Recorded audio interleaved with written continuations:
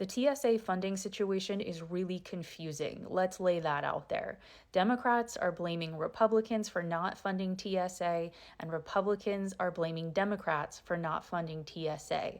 On top of that, many people question why ICE agents can be paid, but not TSA agents. Don't worry, I'm going to break it down. This might be a little bit long, so watch in 2 times speed if you need to, but this will be worth your time, and I hope this makes it more clear. The first thing you need to understand is the United States Senate Committee on Appropriations, which sounds like a giant technical mouthful, but I promise it's not that confusing. What it is a group of senators, both Democrats and Republicans, and it is their job to divvy up our giant pot of money, if you will, at the beginning of a fiscal year and decide who's going to get what in terms of programming, in terms of departments, etc. So here's the easiest way to look at this. I love an analogy. So let's imagine that every year at the beginning of the fiscal year, the Appropriations Committee is given a pie. The pie represents all the money that we have to spend that year. What happens then is you have to make 12 slices of the pie, but the 12 slices do not have to be equivalent.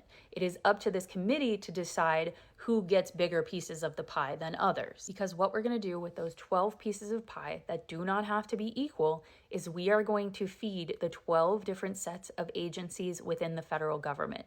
Those agencies are agriculture, that's 1. Commerce, justice, and science make up 2. Defense, energy and water makes up 4. 5 is financial services and general government. 6 is homeland security, which is what we are talking about when we're talking about ICE and TSA. And then we have number 7, which is interior and environment. 8 is labor, health, and human services and education, all in one set. 9 is the legislative branch. 10 is military construction and veterans affairs. 11 is state and foreign operations. And 12 is transportation and housing. So all of those different departments are eating the pie. It is up to this group up here to decide who gets bigger pieces of the pie and who gets smaller pieces of the pie, depending on needs, programs, etc. Now that you have your 12 slices of the pie figured out, you're not quite done. What you have to do is you have to get each of those 12 slices approved. And you do this through an appropriations bill. So every financial year, you're given that pie, you break it into 12, and then each of those 12 has to be presented to the group and voted upon, because you have to look at the ingredients of the pie. You've got various different departments and agencies within each slice, and you have to determine within the slice how many ingredients each is going to get, right? Like, is somebody getting more cherries than the other? I hope this analogy continues to make sense. Now, at this point in time, March 22nd, 2026, 11 of the 12 yearly pie slices have been agreed upon and appropriations bills have been passed for each. What remains is the homeland security piece of the pie. And what the Democrats and Republicans can't seem to agree on is who within the slice is getting more of the ingredients. Within the homeland security piece of the pie that is still being argued over, you have the following. You have TSA, you have FEMA, CISA, the Coast Guard, and other functions, including things like ICE and border control. So you have all of these different groups within the slice of pie, and you're trying to figure out who gets what cherries and who gets more and who gets less, etc. Now I'm going to explain this in the most neutral way possible. Here's how the two different groups are looking at this. So the Democrats blame the Republicans, and that is because they have put forth a bill to get approved, and 7 times the Republicans have said no. What do they want? So the Democrats want TSA to be funded, as well as FEMA, CISA, the Coast Guard, all of the departments except for 2, one being ICE and one being Border Patrol.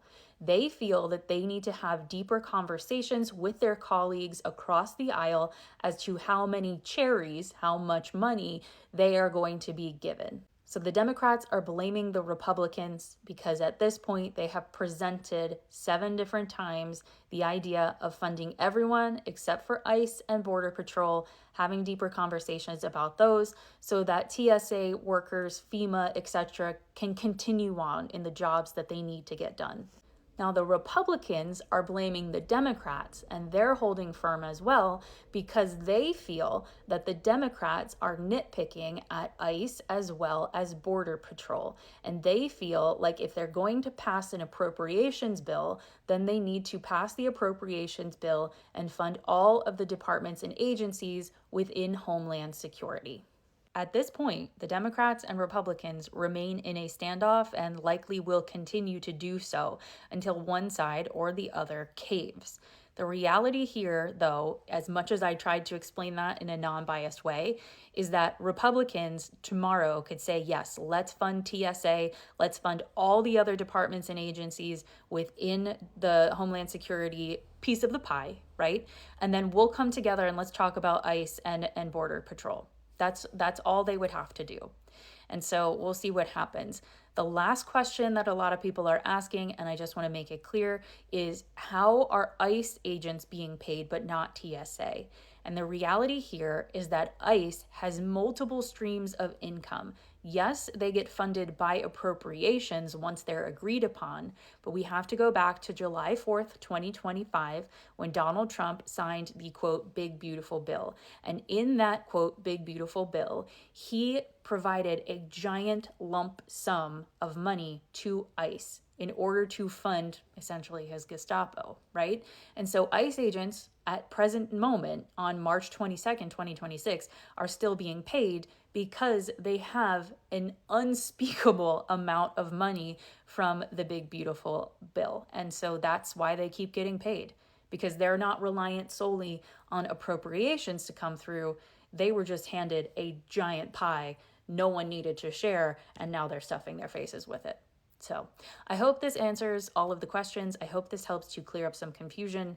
I hope my pie analogy made sense, and I encourage you to share this with somebody who is still struggling to understand this as well. It can be confusing stuff if you don't live in the world that I live in, which is constantly looking at .gov websites.